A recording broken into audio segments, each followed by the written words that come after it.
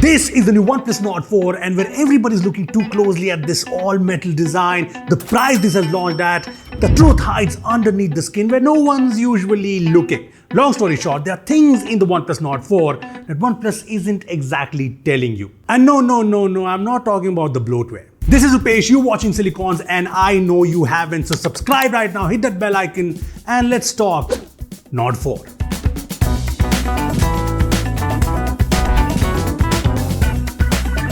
To start things off, you have got to take a look at this design because this is one of the most premium looking phones in this price segment. There's an all-metal unibody design and a sick 3D looking pattern on the back, but let me tell you, the lines don't protrude outside, you can't feel it, so it's all 2D looking like 3D. There's a glass panel on the upper half of the bag, the sleek frame is metal, the alert slider is here, and add to that these antenna bands make this phone look simply awesome. Now this phone is a bit hefty at 200 grams, but it feels very solid, a little bit slippery, yes, but feels very solid and does not feel too hefty. Maybe it's the weight distribution, but full marks to the design here. And I like that it has all the functionality. You get stereo speakers which are loud and crisp, and we got a question regarding codecs. So yes, this does have LDAC and other high-res codecs supported. There's also a dual SIM slot here, no micro SD. The IR blaster is on the top, and this whole design is IP65 rated. You also get an in-display fingerprint scanner which is located a bit too close at the bottom, but it's fast, so not a big deal. This has NFC supported, so that's good. And even though it's a metal phone, I did not face any network issues. And I like that OnePlus has crammed in a 5500 mAh battery which does offer awesome battery life. Plus you get the 100-watt charger in the box, so charging is super fast. Now the haptics also deserve a special mention because it's just crisp, very accurate, be it in the UI or when using things like the alert slider. Definitely better than most phones in this price segment. And this display looks good too. I like that the bezels are very thin all around, and you already know the specs, but more importantly, it's vibrant enough, the blacks are deep, and by default it is set to 1080p, which is strange, but you can change it to 1.5K from the settings. Also, the 120Hz refresh rate is not LTPO, but this display is smooth AF. Everyone was complaining about no animations on the Nord CE4, so OnePlus kind of went all out on this one. In fact, OnePlus seems to have set the animations to be a bit too relaxed by default because the animations look buttery smooth, but after a while it feels like they're taking up too much time. Thankfully, you can speed things up and it feels way faster. Now, this does not have HDR in Netflix, but you do get HDR in YouTube, and HDR videos look great on this panel. Now, coming to the whole what OnePlus isn't exactly telling you, there are some things in the display. So this is rated at 2150 nits of peak brightness, but that's in HDR. The peak brightness in high brightness mode is 1100 nits, and that kind of shows. It's just not a very bright screen outdoors. I mean, you can use it, but compared to the Realme GT60, you can see the difference. Same with the Moto H50 Pro. Also in the auto select refresh rate mode, it does not go to 120Hz in third-party apps, which is kind of strange. You can force 120Hz everywhere, but yeah, auto select is what brings you the best battery life. Now, this metal design is great, but metal phones don't really have a good history in terms of thermal. So does it get hot?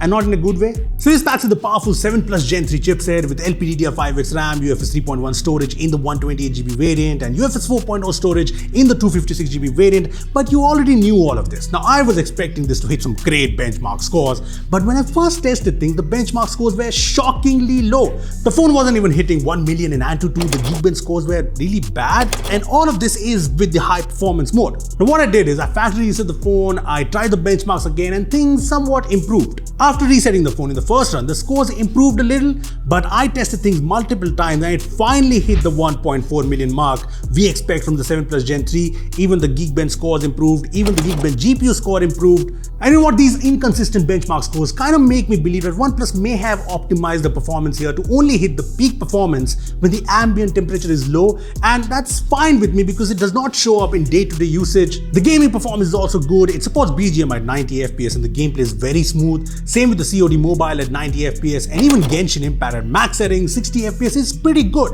As for the heating, you know how a lot of phones just randomly decide to heat up? This does not do that, which is very important. And even games, it remains pretty cool. Now I did notice it heating up slightly when running benchmarks and after 30 minutes of Genshin Impact, but I wouldn't call this overheating because I've seen this happen in a lot of powerful phones. There were also doubts around the cameras. I mean, no more 2 megapixel sensor, yeah, but the main camera has been downgraded on paper. But you know what, we have been testing things things, and maybe it's the Snapdragon ISP or maybe it's the processing, but the camera performance is pretty good for this segment. I compare things with the Edge 50 Pro, and the Nord 4 photos have a more natural tone, while the Edge 50 Pro photos have a slightly boosted, maybe more appealing look. The Nord 4 also has slightly better portrait shots, surprisingly, with better edge detection, and both of these phones capture inconsistent skin tones at times, but yeah, I prefer the Nord 4. Now in terms of videos, I did find things a bit different. The colors look a bit boosted, but even in a 4K 60fps video like this one, I found the stability to be pretty good. Having said that, even in the cameras, there are things that OnePlus isn't exactly telling you. It cannot switch lenses while recording a video, even if it's 1080p. The selfie camera takes decent enough selfies, but it's still limited to 1080p in videos in 2024. I mean, the Realme GT60, which is practically the same phone, has 4K video recording in the front camera, so why does the Nord 4 miss out? The Edge 50 Pro, on the other hand, has all these features while packing in a telephoto lens. Anyway, the Nord 4 comes with OxygenOS 14.1 based on Android 14, which does bring some handy AI features that actually work very well. But the best part here is that OnePlus is promising 4 OS updates for this and 6 years of security patches. Now, this is pretty awesome considering OnePlus has been good with updates, but time for that one thing that OnePlus did not tell you, and this is a big one. You know what, let's just say goodbye to the clean software experience. I mean, this has bloatware apps, this has these app recommendations in global search, there's Lock Screen Magazine, this new security test page, which is screen right now, but I can't imagine this getting ads in the future. I mean, what's the difference between this and the Realme GT60 anymore? Now, I'm thinking OnePlus did this to get the aggressive price on the OnePlus Nord 4, but honestly, I'm still not okay with this, just to put it out there, because the clean software experience is what was OnePlus's big USP. Honestly, I really hope OnePlus takes feedback from this and we don't see this in upcoming OnePlus phones. I mean, think about it, the OnePlus Nord 4 under 30K with all the discounts is pretty solid, and a clean software experience would have just made it killer, an easy recommendation. I mean, it's the best looking phone in this price segment in my opinion. It's very smooth to use, the cameras are surprisingly good, the battery life, the charging remains top notch, there's great software support, but let me make it clear, I wouldn't call this the absolute best phone in this price range. No, if I want performance oriented phones, I would consider the Poco F6 with a slightly faster 8S Gen 3, a base variant with UFS 4.0 storage. The Realme GT60, which is practically the same as the OnePlus Nord 4, has an LTPO display as an advantage. The Moto Edge 50 Pro has a lot more premium features and a clean experience. But yes, if you want a premium looking, sort of balanced phone all around in this price segment, the OnePlus Nord 4 can still be a good option. Just remove that bloatware. If you still have any questions on the OnePlus Nord 4, make sure to comment down below, I'll answer them, and subscribe right now, hit that bell icon. Thanks for watching, I'll see you in the next one.